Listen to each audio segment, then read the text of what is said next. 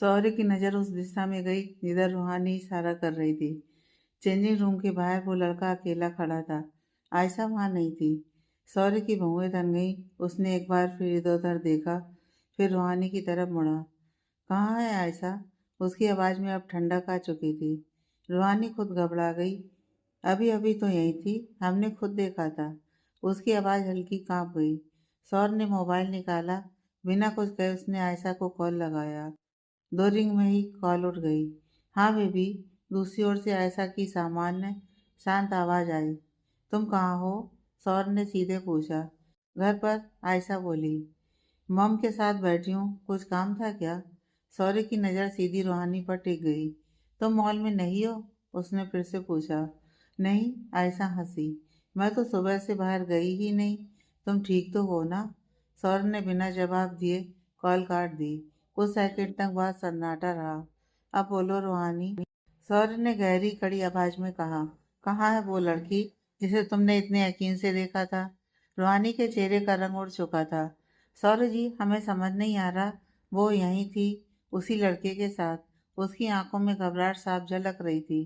बस, सौर्य ने ऊंची आवाज में कहा, जिससे आसपास खड़े 2-4 लोग पलट कर देखने लगे। मैंने तुम्हें पहले भी कहा था ना कि मेरी जिंदगी के मामलों से दूर रहा करो। उसकी आवाज में गुस्सा साफ था। बिना सबूत के किसी पर इतने बड़े इल्जाम लगाना, क्या तुम्हें अंदाजा है तुम क्या कर रही हो? रूहानी की आंखें भर आईं।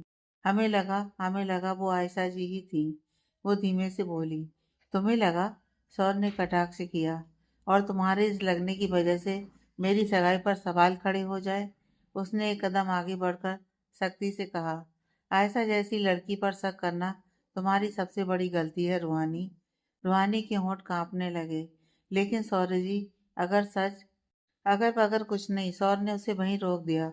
मुझे जो दिखा वही सच है, और जो तुमने किया है वो बहुत गलत है। उसने गहरी सांस ली और थोड़ी धीमी लेकिन और ज्यादा ठंडी आवाज में बोला। आगे से मेरी और आयशा की जिंदगी के बीच में मत आना, समझी?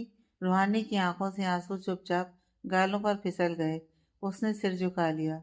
सॉरी। उसके मुंह से बस इतना ही निकला। सॉरी बिना कुछ कहे वहां से मुड़ गया। उसी पल चेंजिंग रूम के कोने से आयशा धीरे धीरे बाहर निकली। उसके होंठों पर हल्की सी मुस्कान थी और आंखों में अजीब सी चमक। उसने दूर से रूहानी को देखा, टूटती हुई अकेली खड़ी हुई। आयशा ने अपने बालों को ठीक किया और बुदबुदाई। बेचारी रूहानी, तुम्हें क्या लगा था तुम इतनी आसानी से मेरी सच्चाई सौर्य के सामने ले आओगी? आयशा हूँ मैं। जो मुझे चाहिए उसे पाने के लिए मैं किसी भी हद तक जा सकती हूँ।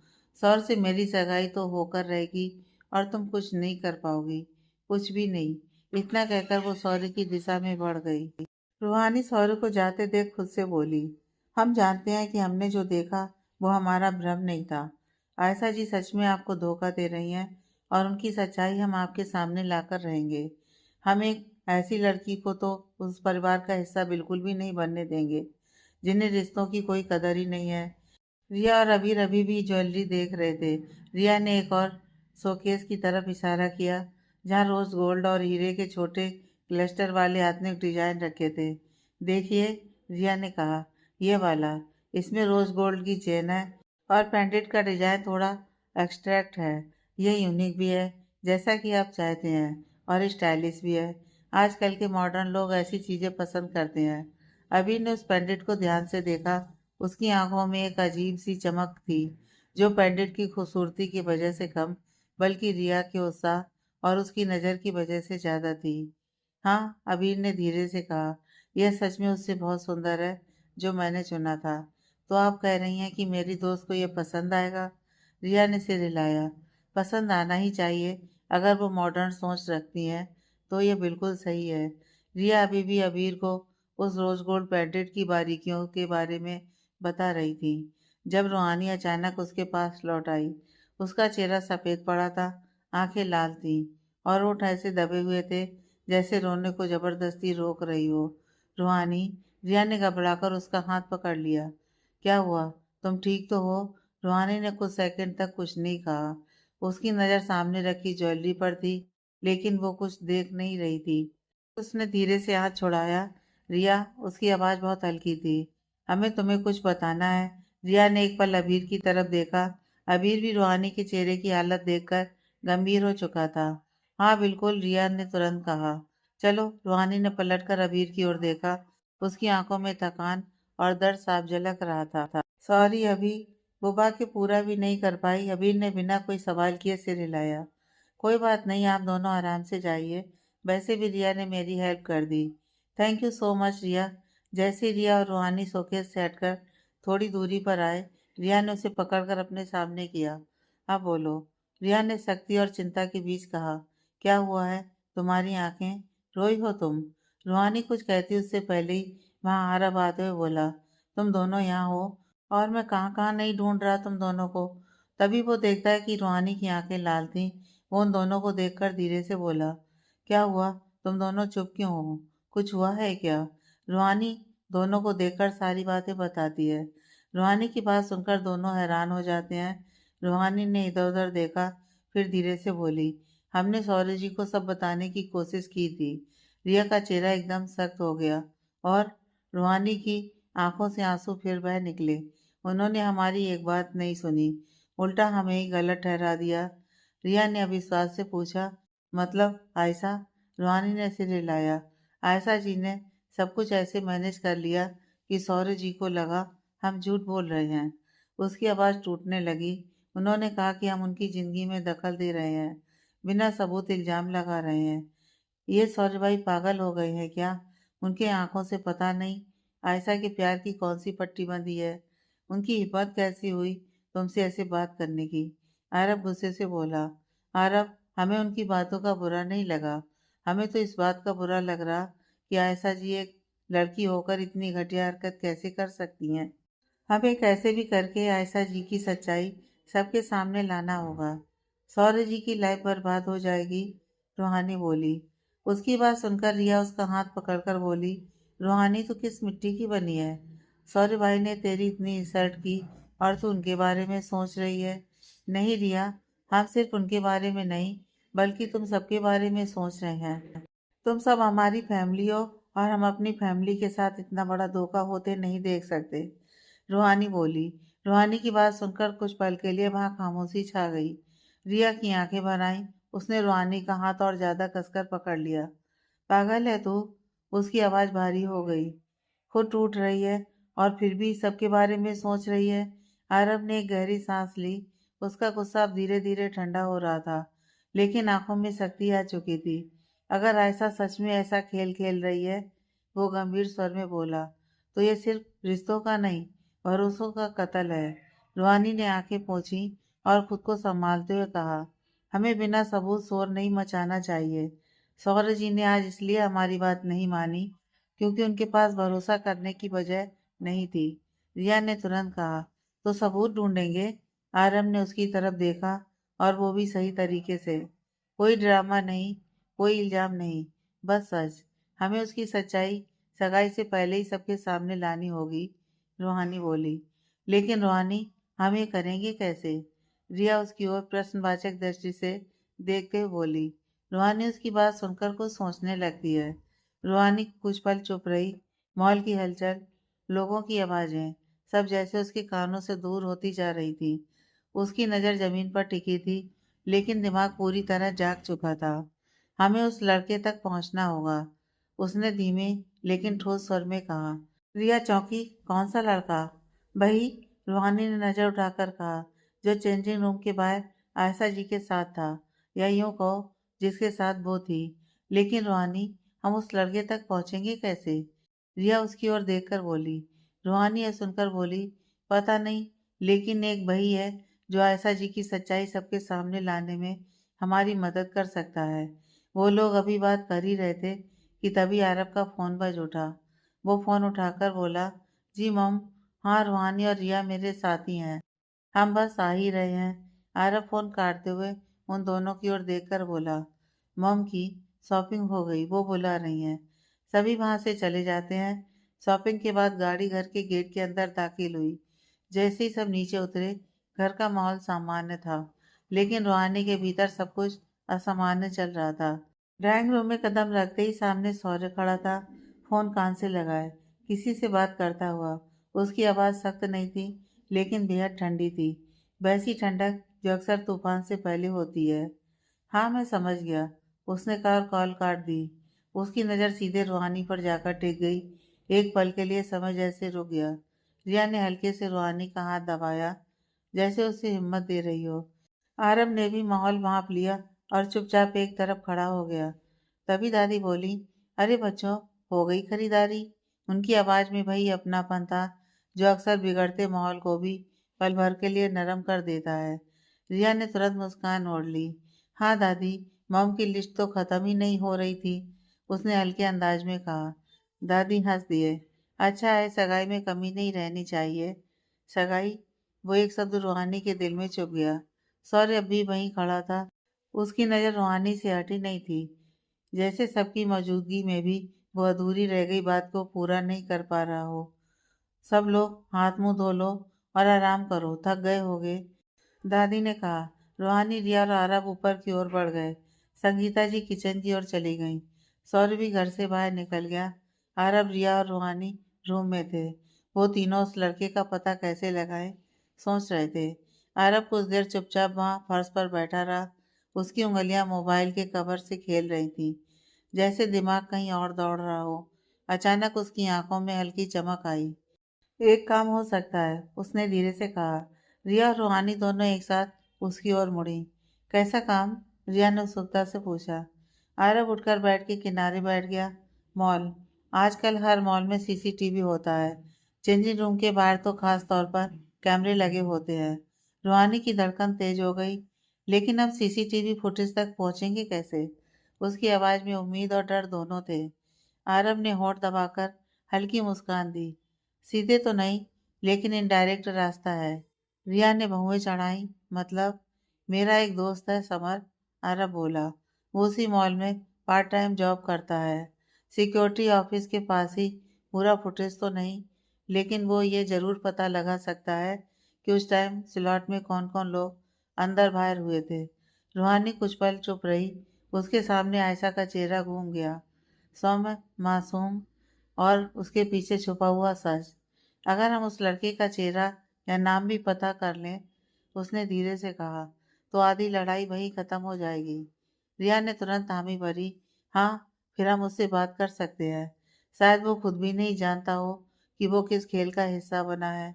आरब ने मोबाइल उठाया। मैं अभी समर को कॉल करता हूँ।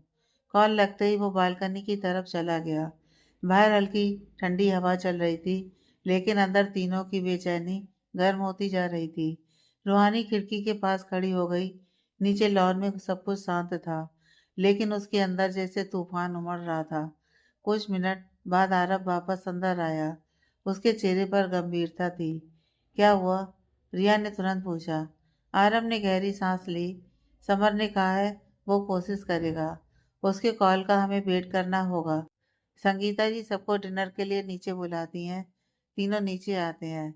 सौर्य वहां पहले से मौजूद था। उन तीनों को आते देख वो एक तीखी नज़र उन पर डालकर अपनी नजरें उनसे हटा लेता है। वो लोग खाने के लिए बैठते हैं। तभी त्रिलोकचंद जी रूहानी की ओर देखकर बोले, रूहानी बेटा, तुम्हारे माँ पापा सगाई में आ रहे हैं ना? जी अंकल, उन्होंने कहा है वो सगाई वाले दिन पहुंच जाएंगे, रूहानी बोली। तभी सौर्य बोला, डैड, मुझे मेरी सगाई में बस वही लोग चाहिए जो दिल से शामिल होना चाहते हैं।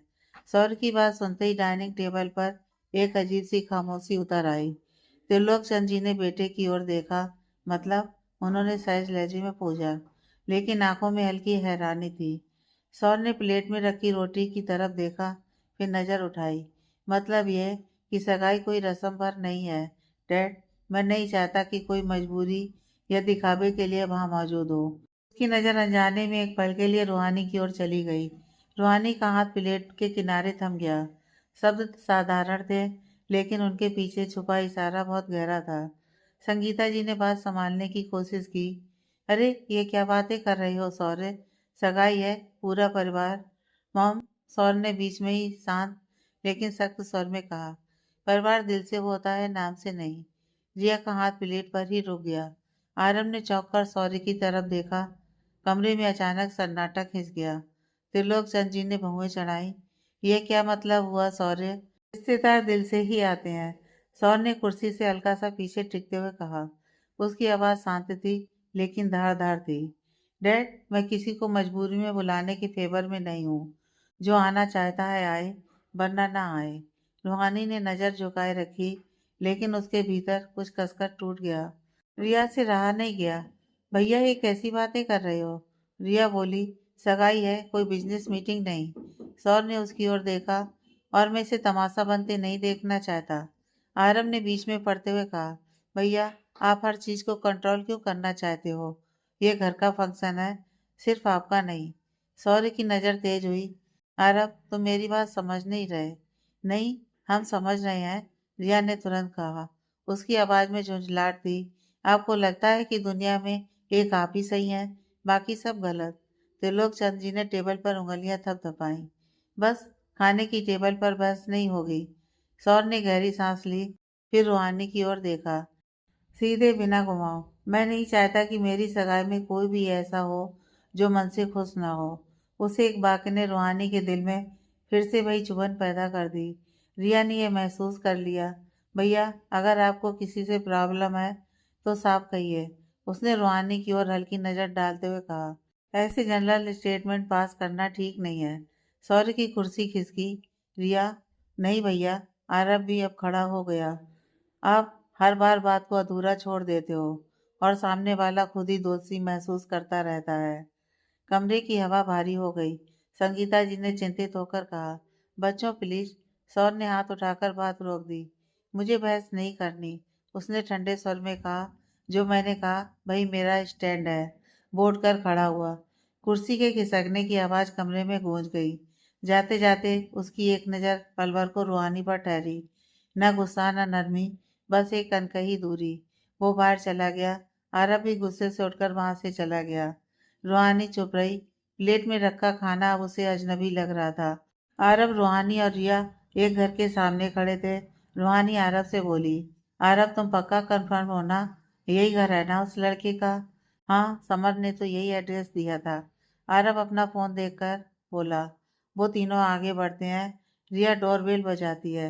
एक दो घंटे के बाद दरवाजा खुलता है। दरवाजा खुलते ही एक लड़का उनके सामने खड़ा था। उस लड़के को देखकर रूहानी आरब और रिया को देखकर इशारा करती है। वो लड़का उन तीनों की ओर देखकर बोला, जी आप लोग कौन?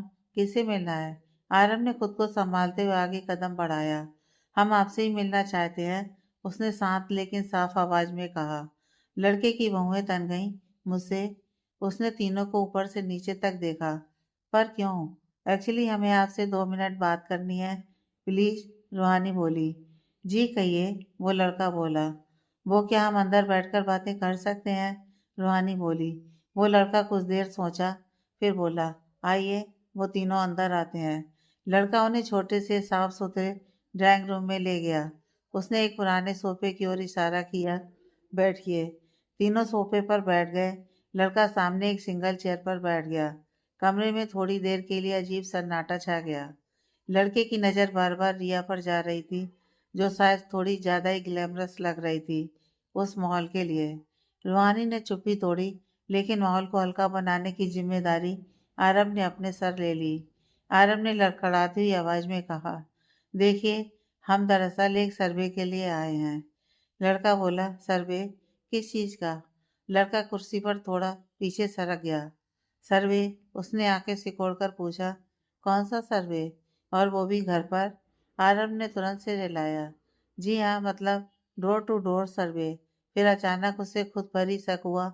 आजकल यही ट्रेंड है। रिया ने आंखें घुमा ली। रूहानी ने सिर झुका लिया। ये क्या बोल रहा है? लड़का सतर्क हो गया। किस चीज का सर्वे है? आरब ने बिना सोचे समझे कहा, शॉपिंग एक्सपीरियंस। लड़का चौंका। मेरे घर में? रिया से रहा नहीं गया। वो बीच में बोली, नहीं नहीं, मॉल का। मतलब आपने हाल ही में किसी मॉल में शॉपिंग की होगी ना? लड़का धीरे से बोला, हाँ, कपड़े खरीदे थे। रूहानी और रिया ने एक दूसरे की ओर देखा।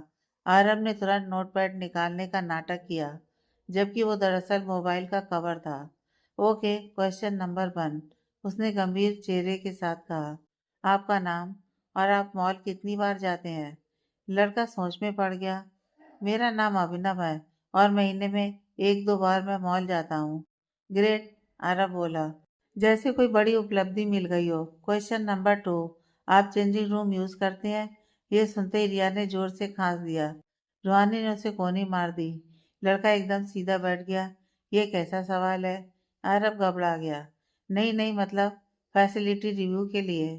रिया ने तुरंत संभालते हुए कहा, हाँ, जैसे लाइटिंग, मिरर, प्राइवेसी वगैरह। लड़का अब कंफ्यूज होने लगा था। हाँ, यूज किया था। रूहानी ने हल्की मुस्कान के साथ धीरे से पूछा, और आप आयशा जी के साथ चेंजिंग रूम के बाहर थे? हाँ। वो लड़के के मुंह से अचानक से निकल गया। फिर उसे ध्यान आया और वो उन सबको देखकर हैरानी से कुर्सी से उठते हुए बोला, कौन हो आप लोग, और ये आयशा कौन है? मैं नहीं जानता किसी आयशा को। उस लड़के के चेहरे पर आई घबराहट को भांपते हुए रूहानी बोली, आप झूठ बोल रहे हैं। आयशा जी को आप बहुत अच्छी तरह से जानते हैं। हमने खुद आपको उनके साथ कल मॉल में देखा था। देखिए, आपको कोई मिसअंडरस्टैंडिंग हुई है। मैं नहीं जानता किसी आयशा को। आप लोग जाइए यहाँ से। वो बोला, अभिनव, हमारी मदद कीजिए। आप शायद नहीं जानते, लेकिन आयशा जी बहुत बड़ा खेल खेल रही हैं। उनकी सगाई उनके भाई के साथ होने वाली है, और कल हमने देखा कि आयशा जी आपके साथ। देखिए, अगर आप उनकी सच्चाई सबके सामने लाने में हमारी मदद करेंगे ना, तो उनकी ज़िंदगी बर्बाद होने से बच जाएगी। प्लीज़ हमारी मदद कीजिए। रूहानी उसे बोली। वो लड़का रूहानी की बात सुनकर बोला, मैंने कहा ना, मैं किसी आयशा को नहीं जानता।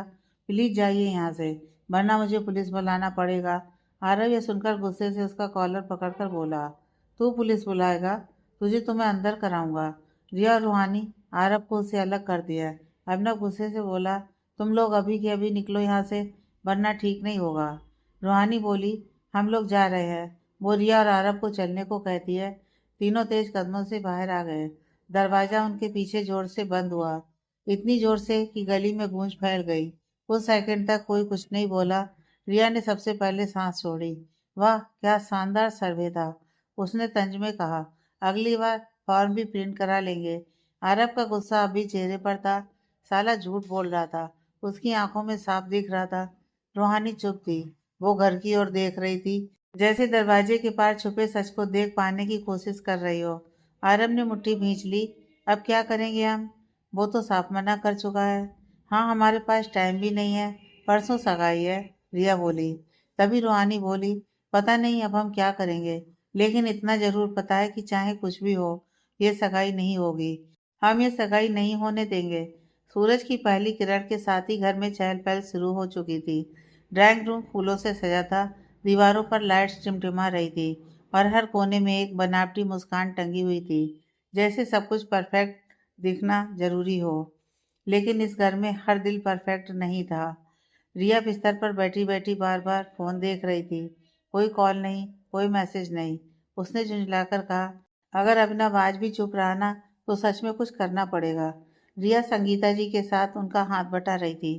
तभी दरवाजे से गोपाल जी और सरस्वती जी, रूहानी के माता पिता, अंदर आते हैं। त्रिलोक चंद जी भी उनके साथ ही थे। रूहानी अपने माँ पापा को देखकर भागकर उनके पास गई और उनके गले से लग गई। उसकी आंखों में आंसू थे। उसी वक्त सौरभी सीढ़ियों से नीचे आ रहा था। सरस्वती जी रूहानी के चेहरे पर प्यार से हाथ रखते हुए बोली, कैसी है हमारी लाडो? हम ठीक है माँ। वो अपनी आंखों में आई नमी को साफ करते हुए बोली। बाकी सब भी उनसे मिलते हैं। वो दोनों बैठे होते हैं कि तभी दादी बोली, अरे गोपाल बेटा, तुम्हारी बिटिया तो बहुत होनहार है। हम सबका तो मन लग गया है रूहानी से। गोपाल जी ये सुनकर बोले, माँ जी, ये सब तो सरस्वती के दिए संस्कार है। बस एक बार रूहानी अपने पैरों पर खड़ी हो जाए, फिर अच्छा लड़का देखकर इसकी भी शादी करा देंगे। गोपाल जी की बात सुनकर अनायास ही रूहानी और सौरी की नजरें एक दूसरे से जा मिलती है।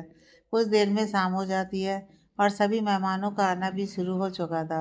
आरब बेमनसा सभी मेहमानों का स्वागत कर रहे थे। तभी वहां उसके दोस्त निशा, विवान और प्रिया आती है।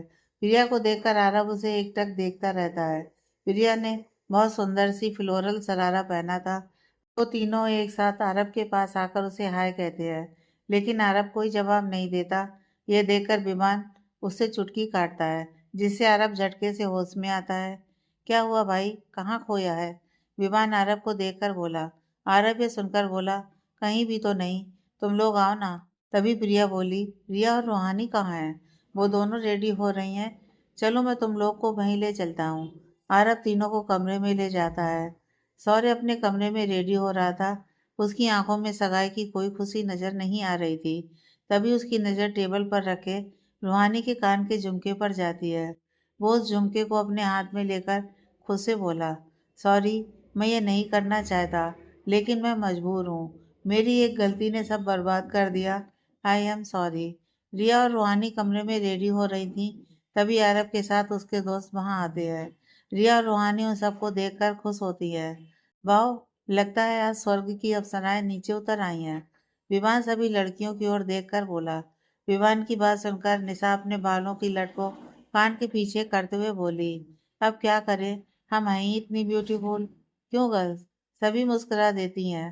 तभी अरब रिया और रूहानी से बोला, तुम लोगों का ये मेकअप सेकअप खत्म हो गया हो तो नीचे, वैसे भी ये सगाई किसी ड्रामे से कम नहीं है मेरे लिए। आरब की बात सुनकर प्रिया, निशा और विमान उसकी ओर देखकर हैरानी से देखते हैं। तभी प्रिया बोली, क्या मतलब? आरब, ऐसे क्यों बोल रहे हो तुम? तभी रिया सबको सारी बातें बताती है। रिया की बात सुनकर निशा बोली, ओ गॉड, आयशा ने इतनी घटिया हरकत की और इतनी सफाई से झूठ भी बोल दिया। अगर सौर्य भाई की सगाई उस आयशा से हो गई तो बहुत गलत हो जाएगा। प्रिया बोली, इन सबके बीच सुहानी बिल्कुल शांत थी। तभी आरब बोला, यार हमने उस आयशा की सच्चाई सबके सामने लाने की बहुत कोशिश की, लेकिन अब हमारे हाथ में कुछ नहीं है, हम कुछ नहीं कर सकते। संगीता जी की आवाज़ सुनकर सभी नीचे चले जाते हैं। आयशा अपनी फैमिली के साथ आ चुकी थी। वो दिखावे के लिए संगीता जी, त्रिलोक जी और दादा दादी के पैर छूती है। वो रिया और आरब को देखकर उनके पास आकर तीखी मुस्कुराहट लिए बोली, हाय रिया, आरब, कैसे हो तुम दोनों? रिया और आरब उसे घूर कर देख रहे थे। आयशा रूहानी के पास आकर बोली, ओह हाय रूहानी, मुझे लगा नहीं था कि तुम इस एंगेजमेंट में शामिल होगी, बट नेवर माइंड। वो संगीता जी की ओर देखकर बोली, आंटी सौर्य कहाँ है? संगीता जी बोली, वो रहा सौर्य। सब उस ओर देखते हैं। सौर्य सीढ़ियों से नीचे उतर रहा था। सौर्य सफ़ेद कुर्ता पैजामा और हल्के नीले जैकेट में नीचे उतर रहा था। चेहरा शांत था, लेकिन आंखों में कहीं ना कहीं एक अनकहा तनाव छिपा था। हर सीढ़ी उतरते हुए जैसे वो खुद को किसी फैसले के लिए तैयार कर रहा हो। आयशा की आंखों में चमक आ गई। वो हल्का सा दुपट्टा संभालते हुए आगे बढ़ी। सौर्य, उसकी आवाज में अपनापन घुला हुआ था। सौर्य ने नजरें उठाई। एक पल के लिए उसकी आंखें रूहानी से टकराईं। वो पल बहुत छोटा था, लेकिन उसमें बहुत कुछ था। पुरानी उलझन, अधूरी बातें और वो सवाल जिनके जवाब आज भी नहीं मिले थे। रूहानी ने नजरें हटा ली। उसका चेहरा शांत था, लेकिन दिल की धड़कन तेज हो चुकी थी। सौर ने खुद को संभाला और सबके पास आ गया। नमस्ते, उसने सबको सिर झुकाकर कहा। आयशा ने सौर्य का हाथ थाम लिया। चलो, सब इंतजार कर रहे हैं, वो मीठी मुस्कान के साथ बोली। वो दोनों सबके बीच आकर खड़े हो गए। तभी पंडित जी सगाई की रस्में शुरू करते हैं। इससे पहले कि सगाई की रस्में शुरू होती, रूहानी सबके बीच आकर बोली, एक मिनट। सबकी नजरें उसकी ओर चली जाती हैं। रूहानी आगे बोली, इससे पहले कि यह सगाई शुरू हो, हम आप सबको कुछ दिखाना चाहते हैं। रूहानी की बात सुनकर सभी हैरानी से उसकी ओर देखने लगते हैं। आयशा रूहानी को देखकर तीखे स्वर में बोली, रूहानी, तुम्हें जो भी दिखाना है वो हमारी सगाई के बाद दिखाना। आयशा जी, ये सरप्राइज खास आपके लिए ही है, ज़्यादा टाइम नहीं लगेगा, रूहानी बोली। वो अरब की ओर इशारा करती है। अरब हमें अपना सिर हिलाता है और प्रोजेक्टर ले आता है। वो प्रोजेक्टर जैसे ही स्टार्ट करता है, स्क्रीन पर आयशा उस लड़के अभिनव के साथ नजर आती है। वो दोनों किसी कैफे में थे। संगीता जी ने चौंक कर स्क्रीन की ओर देखा। ये क्या है? उनकी आवाज़ कांप गई। आयशा का चेहरा एकदम सफ़ेद पड़ गया। ये बकवास है, वो झट से बोली। ये एडिटेड है, फेक है। रूहानी शांत खड़ी रही। अभी ख़त्म नहीं हुआ है, उसने बस इतना कहा। आरब ने अगला क्लिप चलाया। अब वीडियो था। अबनव हंसते हुए बोला, आयशा बेबी, एक पल के लिए तो मैं डर ही गया था, लेकिन उन लोगों को मैंने कुछ भी नहीं बताया। लेकिन तुम्हें कैसे पता चला कि वो लोग मेरे घर आएंगे? अभी बेबी, उनको मैं बहुत अच्छे से जानती हूँ, और तुम टेंशन मत लो। बस एक बार मेरी शादी सौर्य से हो जाए, फिर उसकी सारी प्रॉपर्टी मैं तुम्हारे नाम करा दूंगी, और फिर हम दोनों जिंदगी भर ऐसो आराम से जिएंगे। कैफे के बाहर सीसीटीवी फुटेज। आयशा और अबनव साथ में बाहर निकलते हुए। अबनव ने आयशा का हाथ पकड़ा और आयशा ने उसे झटकने के बजाय मुस्कुराकर देखा। हॉल में फुसफुसाहटें शुरू हो गईं। प्रिया ने निशा का हाथ कसकर पकड़ लिया। Oh my God! आयशा का गुस्सा अब घबराहट में बदलने लगा। बस करो ये सब, वो चिल्लाई। स्क्रीन पर अगला वीडियो चला। अबनव की रिकॉर्डेड आवाज। तुम्हें चिंता करने की जरूरत नहीं है। सौरभ को कुछ पता नहीं चलेगा। सगाई के बाद सब मैनेज हो जाएगा। आयशा की आवाज आई। हाँ, बस ये सब जल्दी निपट जाए, उसके बाद हम देखेंगे। एक पल के लिए पूरा हॉल जैसे जम गया। सौर्य का चेहरा सख्त हो चुका था। उसकी आंखें अब स्क्रीन पर नहीं थीं, सीधे आयशा पर टिकी थी। संगीता जी के मुंह से बस इतना निकला, आयशा, ये तुमने? आयशा ने कांपते हाथों से दुपट्टा संभाला। आंटी प्लीज, ये सब गलत समझा जा रहा है। गलत? सॉरी की आवाज पहली बार गूंजी, शांत लेकिन बहुत भारी। वो एक कदम आगे आया। तो फिर ये क्या था आयशा? आयशा कुछ बोल नहीं पाई। त्रिलोक जी ने गहरी सांस ली और आंखें बंद कर लीं। आयशा अब गुस्से से रूहानी के पास गई और उसका हाथ जोर से पकड़कर बोली, ये सब इसकी साजिश है। ये शुरू से ही नहीं चाहती थी कि मैं और सौर्य एक हों, इसलिए इसने ये सब मुझे फंसाने के लिए किया है। मुझे पता है यह सब तुम क्यों कर रही हो। तुम्हें लगता है कि मुझे दिखता नहीं तुम कैसे मेरे सौर्य के पीछे पड़ी हो। जब मौका मिले सौर्य से चिपकती रहती हो। तुम जैसी डाउन मार्केट से आई लड़की का कैरेक्टर कैसा होता है मैं अच्छी तरह से जानती हूँ। पहले तुम अपनी इन भोली सूरत से अमीर लड़कों को फंसाती हो और फिर उनके साथ। वो इससे आगे कुछ कहती कि तभी उसके गाल पर एक जोरदार तमाचा पड़ता था। थप्पड़ की आवाज पूरे हॉल में गूंज उठी। आयशा का सिर एक झटके से दूसरी तरफ घूम गया। उसके बाल बिखर गए। आंखों में अविश्वास और अपमान एक साथ उतर आया। वो लड़खड़ाकर एक कदम पीछे हटी। सब स्तब्ध रह गए। वो हाथ सौर्य का था। हाल में जैसे समय थम गया। बस, सौर्य की आवाज गूंजी, कांपती नहीं बल्कि बेहद सख्त। एक शब्द और नहीं। आयशा ने सदमे में उसकी तरफ देखा। सौर्य, तुमने? उसकी आवाज टूट गई। सौर्य उसके सामने खड़ा था, सीना तना हुआ। आंखों में गुस्सा नहीं, नफरत थी। तुम्हें हक किसने दिया? उसने दांत भींचकर कहा कि तुम किसी लड़की के चरित्र पर उंगली उठाओ। उसने रूहानी की ओर देखा। रूहानी का हाथ अभी भी कांप रहा था जहां आयशा ने उसे पकड़ा था। आंखों में आंसू थे लेकिन वो गिरी नहीं थी। उसने खुद को संभाल रखा था। सौर ने फिर आयशा की ओर देखा। जिसे तुम डाउन मार्केट कह रही हो। उसकी आवाज और गहरी हो गई। उसने आज मुझे जिंदगी की सबसे बड़ी सच्चाई दिखाई है। संगीता जी आगे बढ़ी। आयशा, उनकी आवाज भारी थी, हमने तुम्हें अपनी बेटी समझा और तुमने? आयशा ने चीखते हुए कहा, आंटी, ये सब उसी की वजह से हुआ है। ये लड़की। चुप। इस बार आवाज त्रिलोक जी की थी। वो पहली बार इतने सख्त दिख रहे थे। अब बहुत हो चुका। सच सबके सामने है। दादी जी ने भी गुस्से से कहा, ऐसी लड़की इस घर की बहू नहीं बन सकती। आयशा की आंखों से आंसू बहने लगे लेकिन अब वो बेनकाब थे। उसने आखिरी बार सौर्य की ओर देखा। तुम मेरा साथ नहीं दोगे? सौर ने बिना हिचक कहा, मैं किसी लालच, झूठ और साजिश के साथ जिंदगी नहीं जी सकता। मिस्टर सौर्य आहूजा, शायद तुम भूल रहे हो, तो मैं तुम्हें याद दिला दूं, तुम मुझसे सगाई नहीं तोड़ सकते।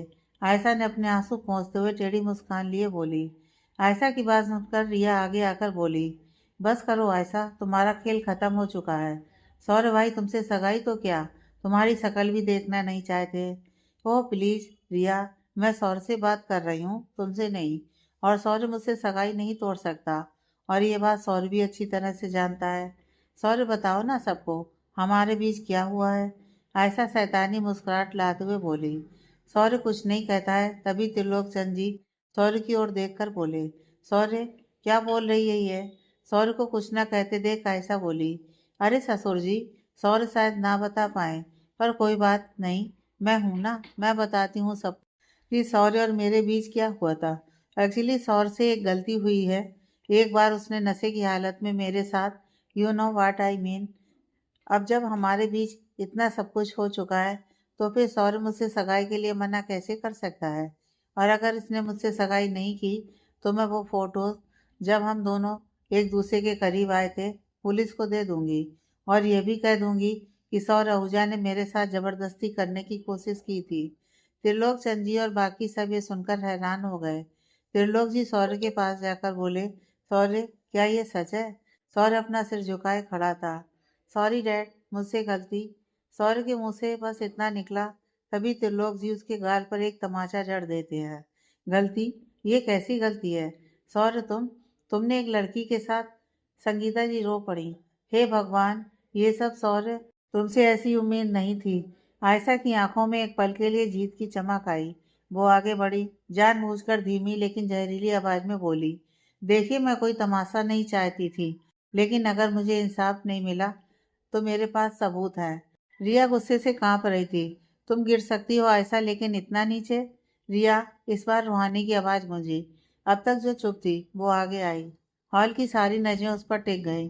रूहानी का चेहरा शांत था, लेकिन आंखों में अजीब सा ठहराव था। डर नहीं, साफ सच्चाई।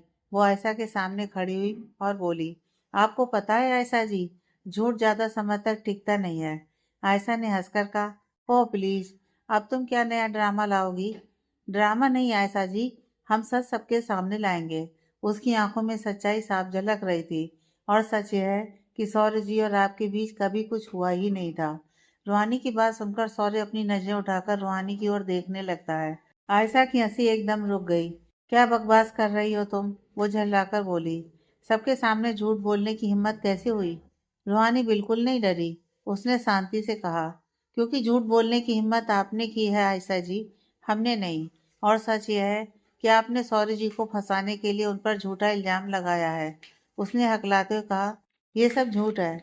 मेरे पास उस रात की फोटोज हैं। रूहानी ने उसकी ओर एक कदम बढ़ाया। जिन फोटोज की आप धमकी दे रही हैं, उसकी आवाज़ अब और ठोस हो गई। वो फोटोज एडिटेड हैं, क्योंकि वही फोटोज आपके दोस्त शबनम ने हमें दिखाए थे। उसने खुद माना था कि ये फेक है, और ये आपका आखिरी हथियार है। ये झूठ बोल रही है सौर्य, तुम्हें पता है ना, ये लड़की झूठ बोल रही है। आयशा सौर्य के पास जाकर बोली। तभी रूहानी बोली, हमारे पास सबूत है कि आप झूठ बोल रही हैं। इतना कहकर वो बाहर देखकर बोली, आ जाइए। तभी दरवाजे से अभिनव अंदर आता है। अभिनव को देखकर आयशा के चेहरे का रंग उड़ जाता है। रूहानी अभिनव के पास जाकर बोली, अभिनव जी, सबको बताइए, क्या सच है? अभिनव ने एक नज़र आयशा पर डाली। आयशा ने अपना सर नामे हिलाया, लेकिन अभिनव उससे अपनी नजरें हटा लेता है। उसने बोलना शुरू किया, आयशा मेरी गर्लफ्रेंड है, और हाँ, ये बात सच है कि उस रात सौर्य और आयशा के बीच कुछ नहीं हुआ है।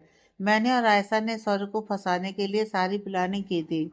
पहले हमने जानबूझकर उसके जूस में नींद की दवाई मिलाई, और जब सौर्य को नींद आ गई तो हमने ऐसा माहौल तैयार किया जिससे सौर्य को ये यकीन हो जाए कि उसने आयशा के साथ गलत किया है। और हुआ भी ऐसा ही। सौर्य को ये गिल्ट हो रहा था कि उसने आयशा के साथ गलत किया, और इसी का फायदा उठाकर आयशा उसकी गर्लफ्रेंड बन गई।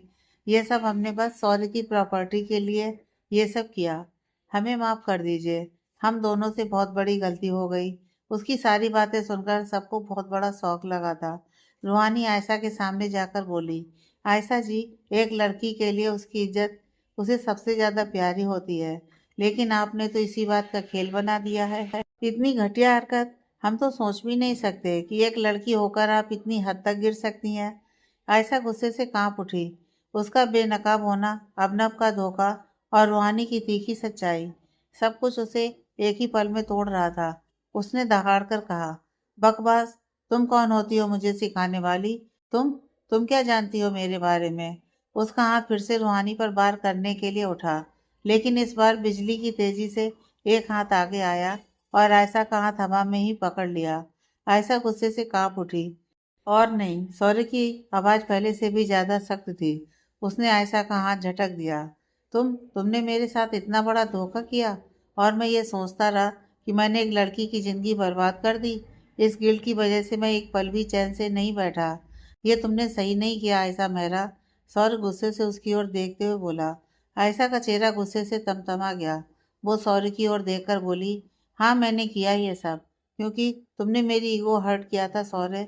जहाँ सभी लड़के मेरे दीवाने थे, और तुम तो मुझे एक नज़र देखते तक नहीं थे। मैंने कितनी कोशिश की तुम्हें इम्प्रेस करने की, लेकिन तुमने मुझे कभी भाव ही नहीं दिया, इसलिए मुझे करना पड़ा ये सब। ईगो? सॉरी की आवाज़ अब स्थिर थी, पर उसमें मायूसी थी।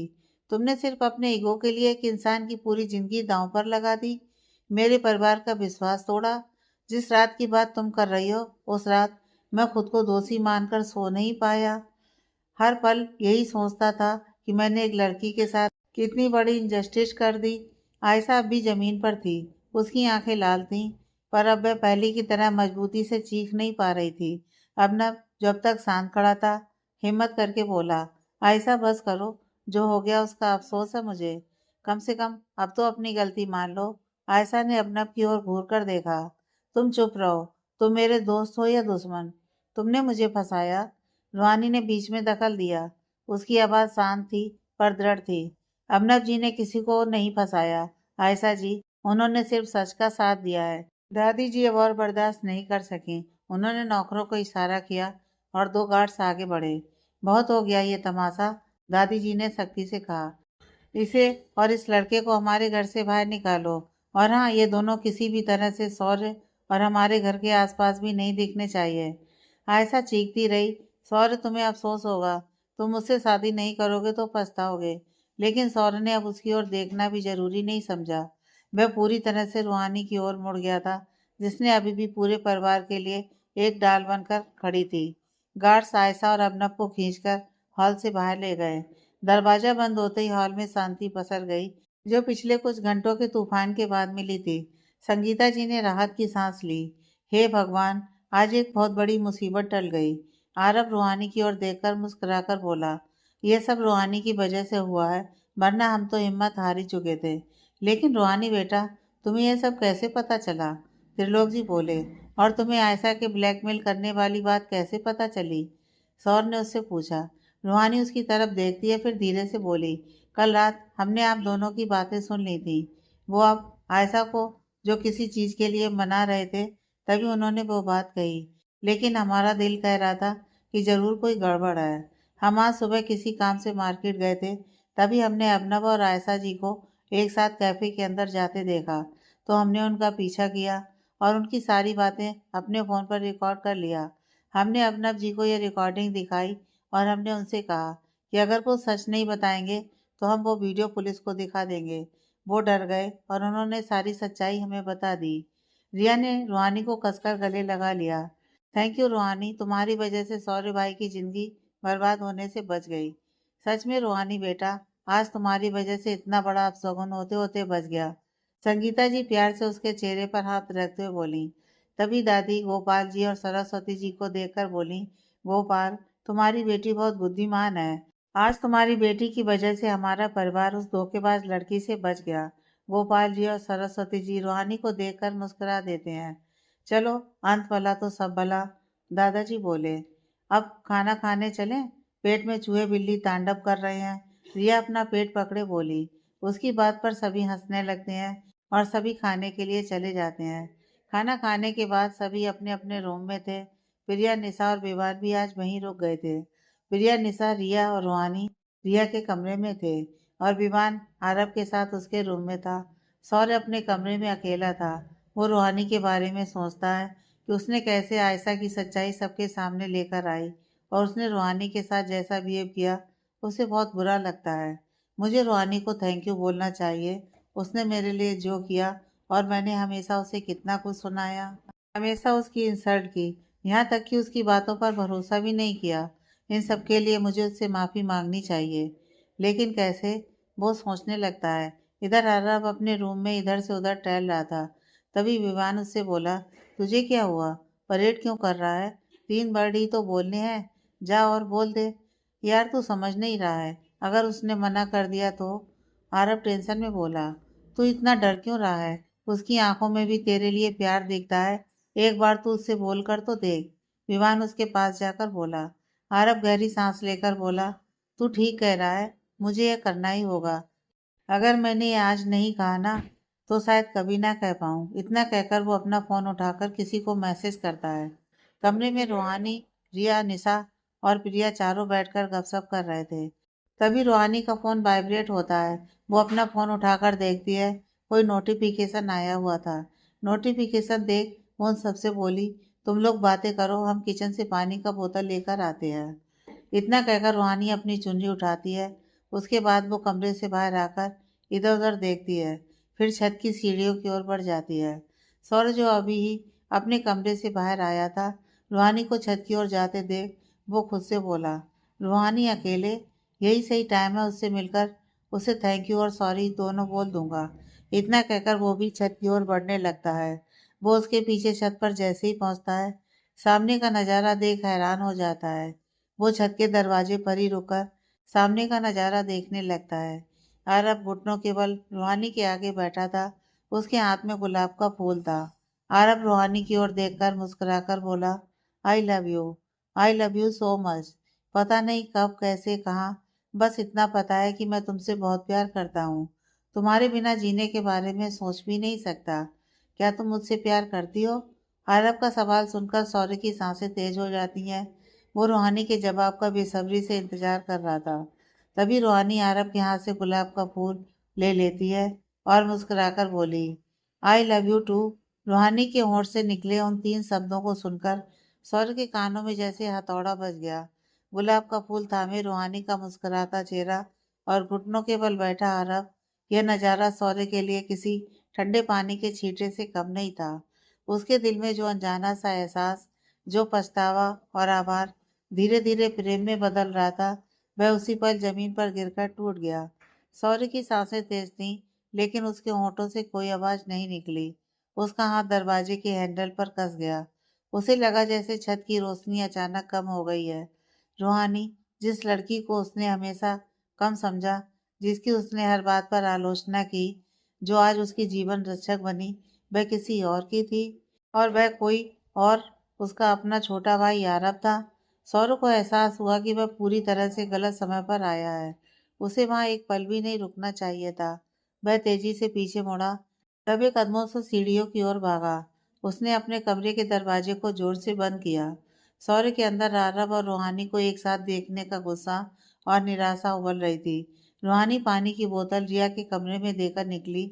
वह थोड़ी देर टहलना चाहती थी और उसी समय उसने सौर्य को अपने कमरे के दरवाजे पर खड़े देखा।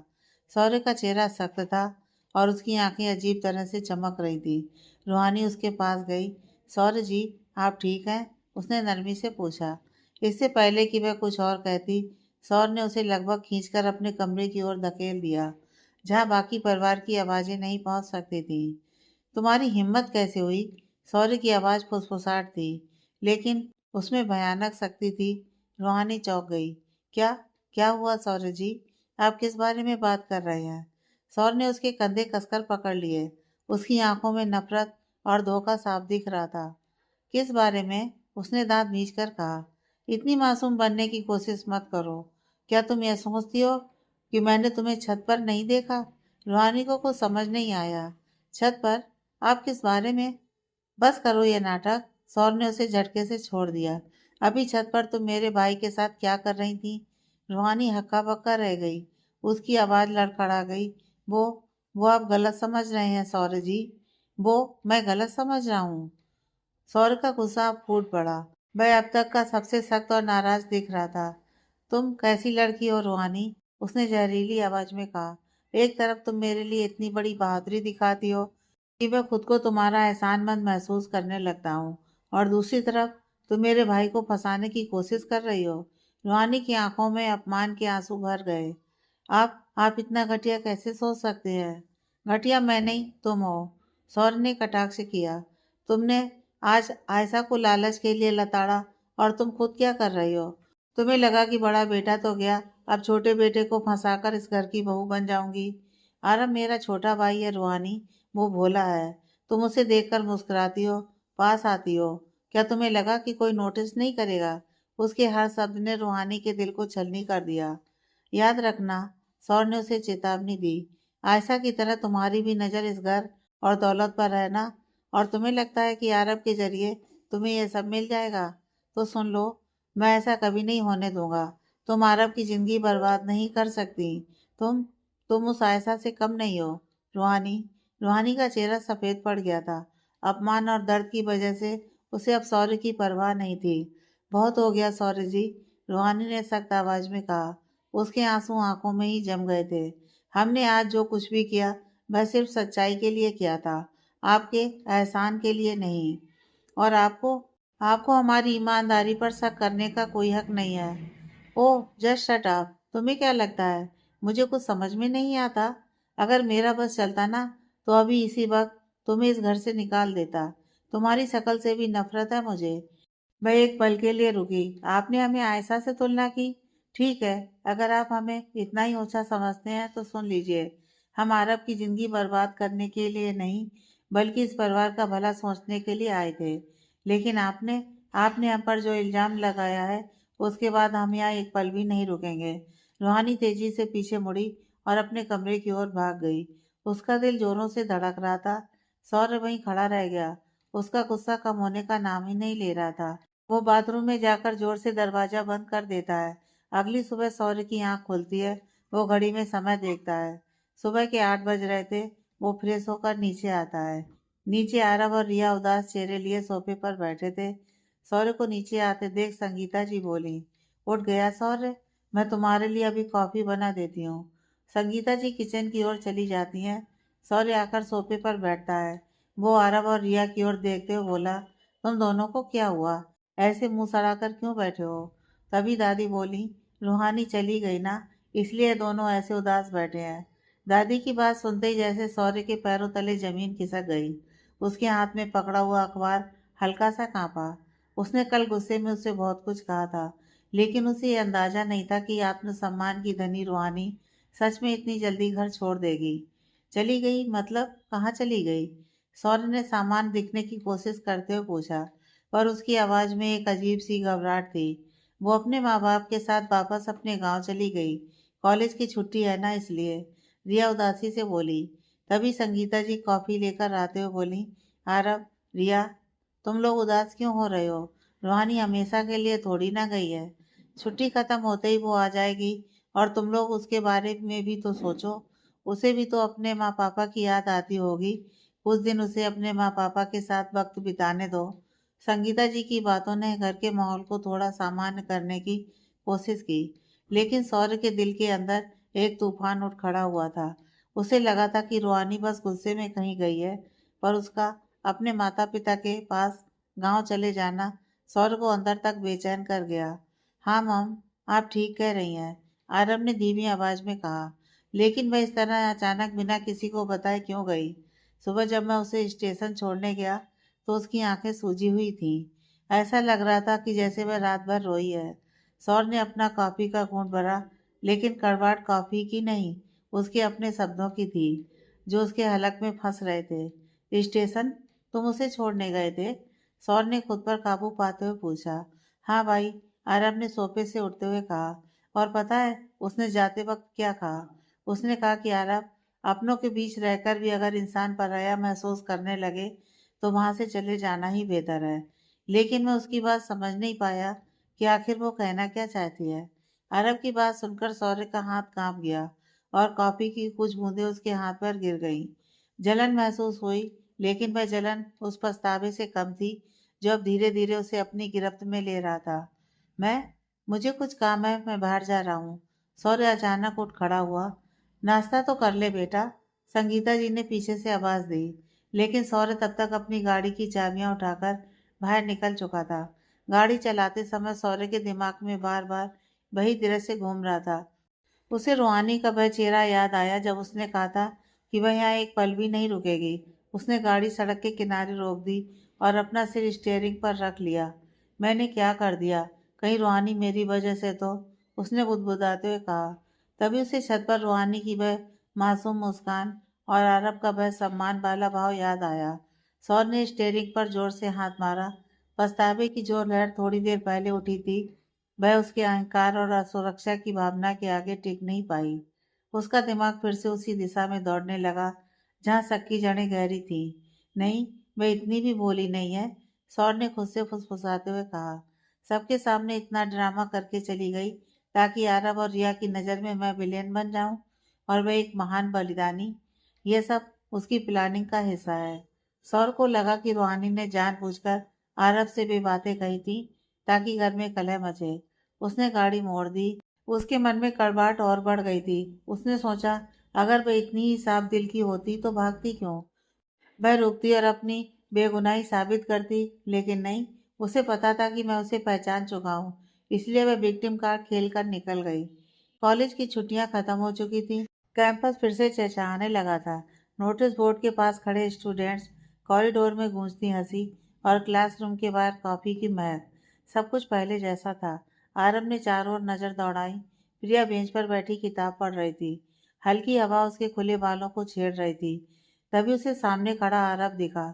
उसके हाथ में एक छोटा सा गुलाब था और चेहरे पर वही सीधी सादी घबराहट। प्रिया, आरब ने आवाज दी। प्रिया ने नजर उठाई। हाँ। आरब ने गहरी सांस ली। मुझे नहीं पता ये सही समय है या नहीं, लेकिन मैं और देर नहीं कर सकता। प्रिया, मैं तुम्हें बहुत पसंद करता हूँ। सिर्फ पसंद नहीं, प्यार करता हूँ तुमसे। प्रिया चुपचाप सुनती रही। मैं तुम्हें पसंद करता हूँ, आरब ने साफ शब्दों में कहा। अगर तुम ना कहो तो भी मैं तुम्हारे जवाब की रिस्पेक्ट करूंगा। आरब इतना कहकर प्रिया के जवाब का इंतजार करने लगता है। कुछ पल खामोशी रही, फिर प्रिया मुस्कुराई।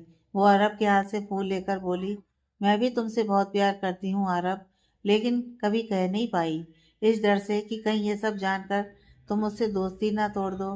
प्रिया की बात सुनते ही आरब की आंखों में जैसे यकीन उतर आया। वो पल भर के लिए कुछ बोल ही नहीं पाया। उसकी उंगलियां हल्का सा कांप गईं। सच? आरब की आवाज भर आ गई। तुम मजाक तो नहीं कर रही ना? प्रिया हल्के से हंस दी। इतनी बड़ी बात पर कौन मजाक करता है आरब? वो बेंच से उठी और उसके सामने खड़ी हो गई। मैं भी तुम्हें बहुत पहले से पसंद करती हूँ। हर बार जब तुम मुझसे नोट्स पूछते थे या बिना वजह मेरी कैंटीन वाली कॉफी उठा लेते थे, मुझे अच्छा लगता था। लेकिन मैं डरती थी। मुझे लगा अगर मैंने कुछ कहा और तुमने मना कर दिया तो हमारी दोस्ती भी चली जाएगी। आरब की आंखें नम हो गईं। काश, काश मैंने पहले हिम्मत की होती। उसने धीरे से प्रिया का हाथ थाम लिया। मैं कभी तुम्हारी दोस्ती नहीं तोड़ता। और अब तो मैं तुम्हें छोड़ने वाला भी नहीं हूँ। प्रिया ने हल्की से शर्माते हुए सिर झुका लिया। तभी रिया, निशा और विवान उन दोनों को देखकर हुटिंग करने लगते हैं। वो दोनों उन सबको देखकर जल्दी से एक दूसरे का हाथ छोड़ देते हैं। तभी रिया अरब को चिढ़ाते हुए बोली, अरे वाह, मेरा भाई इतना समझदार कब से हो गया, और तूने मुझसे इतनी बड़ी बात कैसे छुपाई? अरब बिलस करते हुए अपना सर खुजाते हुए बोला, वो मैं, रहने दे तू। और प्रिया, तूने भी हम में से किसी को कुछ भी नहीं बताया, रिया बोली। तभी विवान बोला, अरे देखो तो, दोनों लवर्स को कैसे शर्मा रहे हैं। सभी उन दोनों की खिंचाई करते हुए हंसने लगते हैं। तभी सौरज जो अपने क्लास की ओर बढ़ रहा था, आरव और प्रिया के बीच की सारी बातें सुन चुका था। उसे कुछ भी समझ में नहीं आ रहा था। तभी हंसते हुए अचानक आरव की नज़र सौर्य पर पड़ी और उसकी हंसी छूमंतर हो गई। सौर्य भाई आप? आरव घबराते हुए बोला। तभी सौर्य आरव की आवाज़ सुनकर होश में आता है। वो आरव के सामने आकर खड़ा हो जाता है। सौर्य को देखकर सभी शांत हो चुके थे। सौर्य अपनी नज़र पहले प्रिया और उसके बाद आरव पर डालता है। भाई वो, आरव अभी कह ही रहा था कि तभी सौर्य बीच में बोल पड़ा, तुम प्रिया से प्यार करते हो? उसकी बात सुनकर आरव और प्रिया एक दूसरे को देखने लगते हैं। आरव धीरे से हाँ में अपना सिर हिलाकर बोला, जी भाई, इसका मतलब तुम रूहानी से प्यार नहीं करते? सौर्य ने सपाट लहजे में दूसरा सवाल पूछा। सौर्य की बात सुनकर आरव हैरानी से बोला, ये क्या बोल रहे हैं आप भाई? रूहानी मेरी सबसे अच्छी दोस्त है, लेकिन मैं प्रिया से प्यार करता हूँ।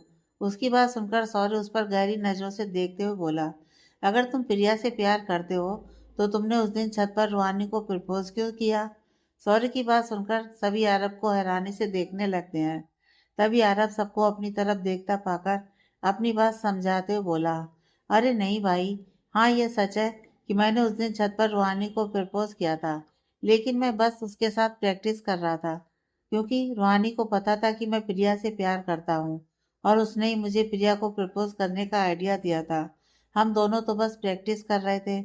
आरब की बात सुनकर सौर्य को बहुत बड़ा झटका लगता है। उसके चेहरे का रंग उड़ चुका था। आंखों में जो शक्ति हमेशा रहती थी वह पल भर में बिखर गई। पहली बार सच पूरी तरह नंगा होकर उसके सामने खड़ा था। प्रैक्टिस? सौर ने धीमी, लगभग टूटी हुई आवाज में दोहराया। आरब ने हिम्मत जुटाकर आगे कहा, हाँ भाई, रूहानी ने ही कहा था कि अगर मैं नर्वस हूँ तो पहले उसके सामने बोलकर देख लूँ। उसने कहा था कि जिससे प्यार करते हो उसके सामने शब्द अपने आप निकलने चाहिए। प्रिया ने भी धीरे से सिर हिलाया। सच में रूहानी बहुत अच्छी इंसान है। हर शब्द सौर्य के सीने में हथौड़े की तरह चल रहा था।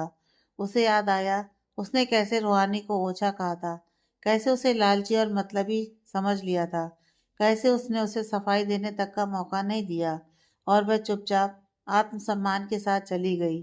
सौर ने आंखें बंद कर लीं। उसका गला भर आया। तभी आरब के दिमाग में एक बात खटकी। एक सेकंड, सॉरी भाई, इसका मतलब आपने सब कुछ देखा था और उसके दूसरे दिन रूहानी बिना कुछ कहे अपने माँ पापा के साथ गांव चली गई। भाई, कहीं आपने वो सब देखकर रूहानी को कुछ कहा तो नहीं था ना? मैंने वो पहली बार किसी के सामने लड़खड़ाया। मुझसे बहुत बड़ी गलती हो गई। सभी चुप थे। सौर्य ने आंखें खोली। आरब, अगर तुम प्रिया से प्यार करते हो और रूहानी सिर्फ मदद कर रही थी तो इसका मतलब। उसकी आवाज़ टूट गई। मैंने उसे पता नहीं क्या क्या कह दिया। मौका परस्त, लालची, बदकिरदार और पता नहीं क्या क्या। वो पछतावे भरे लहजे में बोला। सौर्य की बात सुनकर आरब और बाकी सभी हैरानी से सौर्य को देखने लगे। भाई, ये आपने क्या कर दिया? आपने रूहानी को। भाई, आप एक बार मुझसे बात तो कर लेते। ये आपने ठीक नहीं किया, अरब गुस्से से बोला। अरब का गुस्सा पहली बार खुलकर सामने आया था। उसकी आंखों में नमी भी थी और नाराजगी भी। भाई, उसकी आवाज कांप रही थी। आप जानते हैं रूहानी कैसी है? वो कभी किसी के लिए गलत सोच ही नहीं सकती। आपने उसे यह सब कह दिया और वो चुपचाप चली गई। रिया की आंखें भर आईं।